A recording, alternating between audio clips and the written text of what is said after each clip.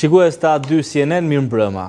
Në Partinë Demokratike prej vitesh dëgjojmë fjalë të mëdha për reformim, hapje, garë, ringritje, por në praktik, Selia Blu vazhdon të shfaqet e ndarë, e tensionuar, herë në betejat të brendshme dhe herë në heshtje të frikshme për kauzat të cilat vetë demokratët kërkojnë protesta të qëndrueshme dhe jo ekskursione politike në Tiranë. Sot një prej figurave që e kanë ndjekur nga afër çdo fazë apo krizë të kësaj force politike, të paktën në 10 vitet e fundit më nga afër, nga Forumi Rinor tek kryesia, nga protestat tek salla e gjyqit dhe në qelitë e burgut, deklaron se Partia Demokratike duhet të lëvizë, se sipas tij duhet të reagojë dhe duhet shkuar përtej papritur. Por është ky një reagim i vonuar pas viteve të mbajtjes së qëndrimeve të forta në mbështetje të një leadershipi që sot e quan të konsumuar dhe mbi të gjitha përballë Sali Berishës, një figurë që ka dominuar për dekada, sa do mund t'ja dali.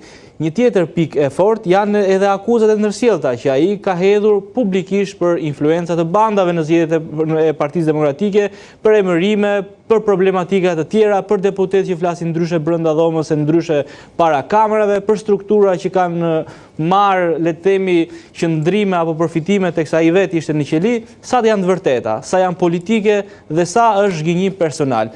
Ervin Saljani pas pak. Ndjekim insertin dhe rikthehemi. Ervini!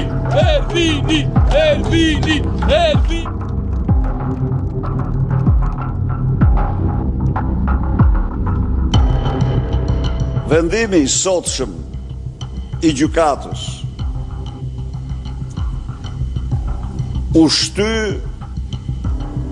po me urdhër të Edi Ramës dhe Fatmir Xhafs mbi 6 javë.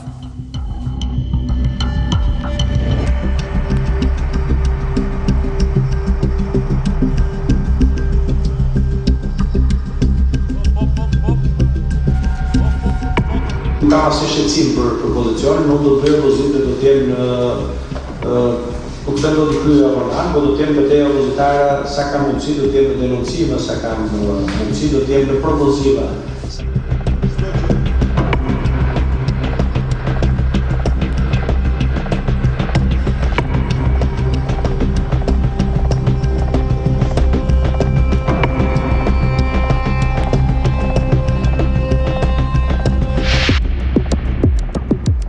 Nuk i motivojmë ne të dalin votojnë dhe t'i pyesim përse ne nuk mund t'i mbyllim as syt as veshët.